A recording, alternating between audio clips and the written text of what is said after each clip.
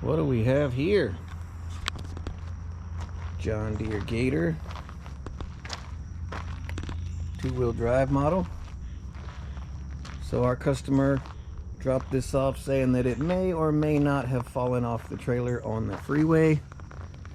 Tumbled a few times. It looks pretty bent there in the middle. That floor is buckled pretty good. Oof. Yeah. Oh, we got some, and the bedside's caved in to where the tailgate doesn't shut correctly.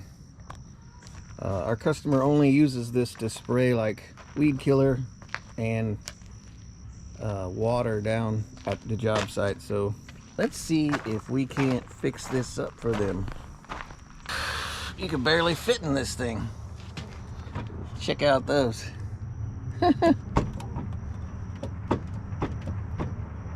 Also, there's a pretty unique little way to start this thing. Got this handy dandy key here. Oop, we're not in park.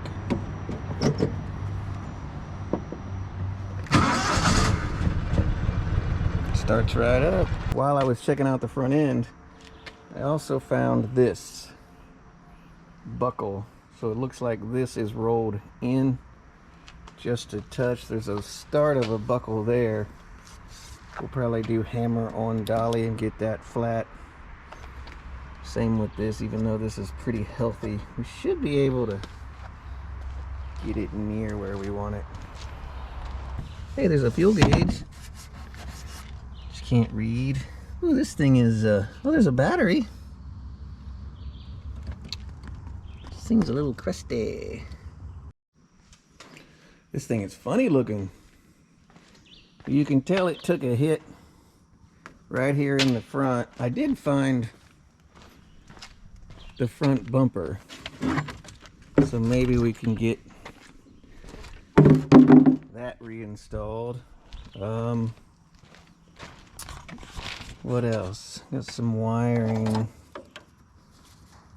Oh, that looks like a Hobbs meter there. That probably, yeah, that should have went there. I bet it clips right back in.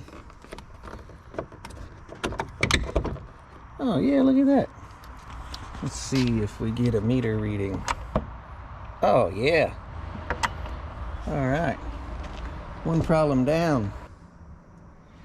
That's what we're looking at right there. So my initial plan is to get on the other side of this skid plate, make sure there's no wiring or hydraulic lines or anything behind that. And then I'm gonna pie cut that all the way across to drop this back down. And then we've got 1/4-inch plate that we will reinforce the frame with. Then we'll use a hydraulic ram, push the sides of the bed out and get this tailgate closing again. We'll give it a bath, clean it up, check the tires, check the wheel. Ooh. Oh, whoa, look at that. There is 0, and I mean 0 shock bushings. And the wheel bearing doesn't sound too happy either. Well, we'll get a hold of the owner. I'm sure he'll want to address that stuff.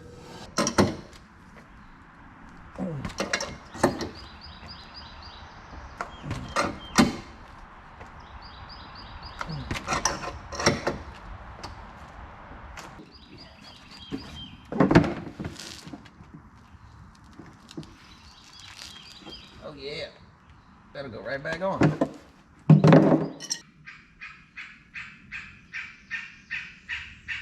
the hell is that?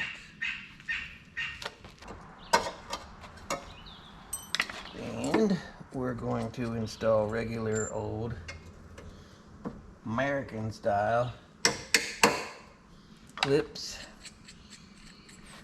where we can put some new bolts in.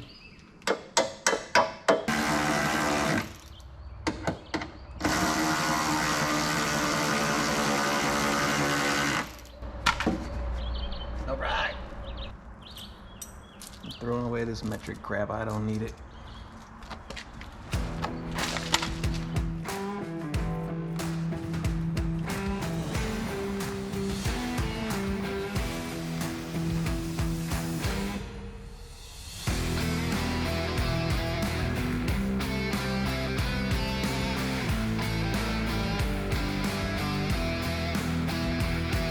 Alright, I think we've got everything sorted out here. You can see the deck in the front here way pitched up. Well, we cut 3/8 out of the center of the frame right there. I'll set you up right here. Watch this when we put the jack down now.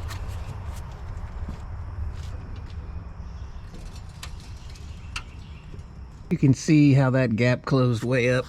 Now if we get back here and look, after that dramatic drop, you can see the deck angle now matches the floor angle. We're pretty straight there. We've got some 1/4-inch plate angle and some 1/4-inch plate. We're going to heavily reinforce that frame. We did a lot of hammer and dolly work to get the floor deck back in. It was all crushed and bent out. Not much we can do about this. I don't think that really matters, but once we get that sorted out, we can start the reassembly process and then move on to getting the tailgate to shut again.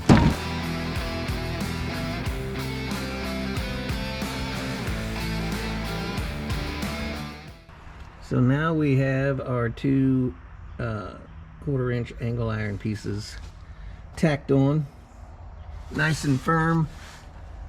We'll run a strip across the center. There was a drain hole here for water to get out of that compartment. I'm probably just gonna put like a 6-inch strap across the middle and leave a drain hole on either side.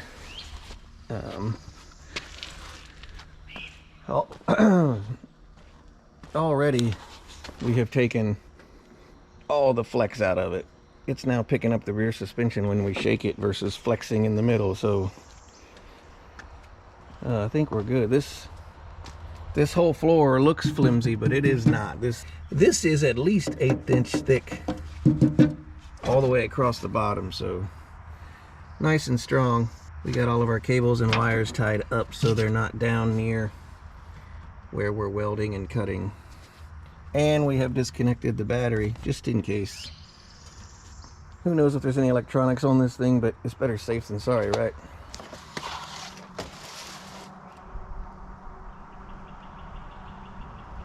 Oil looks okay.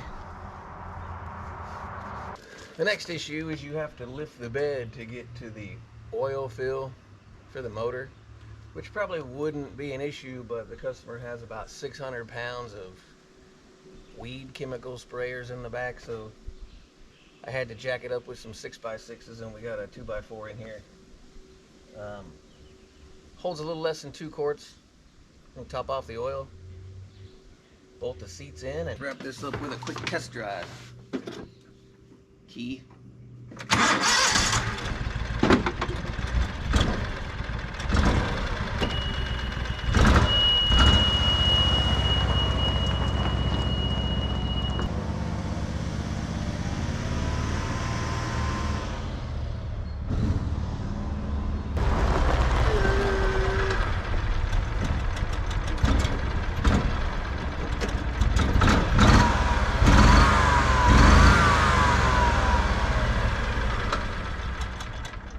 I'd say we're good.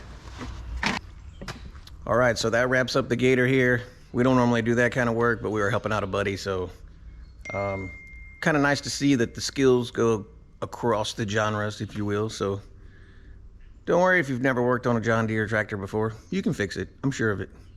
Thank you guys for watching.